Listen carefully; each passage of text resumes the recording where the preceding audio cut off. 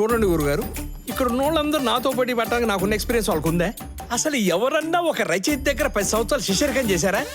30 సినిమాలకి ఎవరైనా అసిస్టెంట్ రైటర్గా పనిచేశారా? రేయిం బౌల్డ్ ఎవరైనా కొరియన్ సినిమాలు చూసారా? ఇంకెందుకంటే దేబిరా మొహాలు వేసుకొని కూర్చున్నారు, బయలుదేరండి, నాకదే ఓకే అవుద్ది. ఒరే ప్రసాద్, నీ కథ ఓకే అయితే మరి నాది?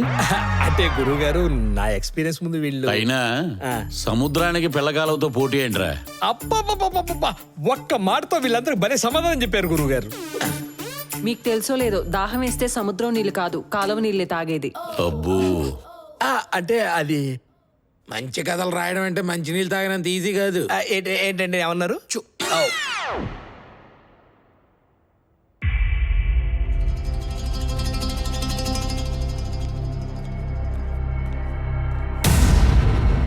అమ్మా సార్, ఈడ కత్తుంది సార్. వీళ్ళలో ఇప్పుడు ఒకరు చనిపోవాలి కదా, అందుకే ఆ కత్తి అక్కడ ఉంచబడిందేమో. అంతా శివలీల.